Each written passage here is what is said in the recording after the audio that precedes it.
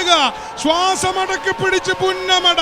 ഘടികാരങ്ങൾ നിലക്കുകയാണ്, കാലമടയാളപ്പെടുത്തുന്നു. കാരണം പുന്നമടയുടെ വിരിമാറിൽ കേരള വള്ളംകളിയുടെ സിംഹരാജാക്കന്മാർ എഴുന്നള്ളി വരുന്ന ഫൈനലാണിത്. BBC-യുടെ മേൽപ്പാടം, നിരണം ബോട്ട് ക്ലബിന്റെ നിരണം, പുന്നമട ബോട്ട് ക്ലബിന്റെ നടുഭാഗം, വിയപുരം, BBC കൈനകരിയുടെ വിയപുരം. ഇതാണ് മത്സരം. തുഴയിടുന്ന പോരാളിയുടെ ഓരോ തുഴയും പുന്നമടയുടെ മാറിൽ പതിക്കുമ്പോൾ നമുക്ക് സ്തംഭങ്ങൾ പിളർക്കുന്ന ഒരു ഹുങ്കാര ശബ്ദം കേൾക്കാം. ദിഗന്ധങ്ങൾ നടുങ്ങുന്ന ദുന്ദുബി നാദമാണത്, ചാമ്പ്യന്മാരുടെ കാഹളമാണത്. നമുക്കിപ്പോൾ അത് അനുഭവിച്ചറിയാം. ശതകോടി സൂര്യന്മാർ എറിയുന്ന ത്രിനേത്രത്തിന്റെ ശക്തിയാണത്. ചുടുനിണം പേറുന്ന ചുരിക പോലെയാണ് ഈ തുഴകൾ വീശി വീഴുന്നത്. പുന്നമടയിലെ പൂത്തിരകൾ ഒരേ സ്വരത്തിൽ ആർപ്പ് വിളിക്കുന്നു.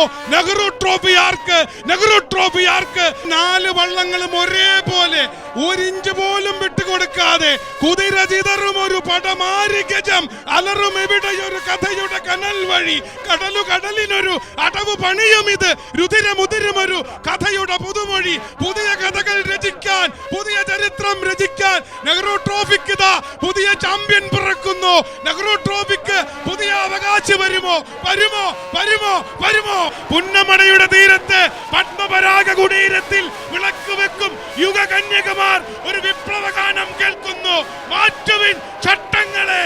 ഇത് സത്യമെങ്കിൽ വില്ലേജ് ബോട്ട് ക്ലബ് കൈനകരി ഇതാ ഡബിൾ ഹാട്രിക് എന്ന വള്ളാതുർത്തിയുടെ സ്വപ്നം തല്ലി തകർത്ത് BBC കൈനകരി നെഹ്റു ട്രോഫിയിൽ മുത്തമിടുന്നു.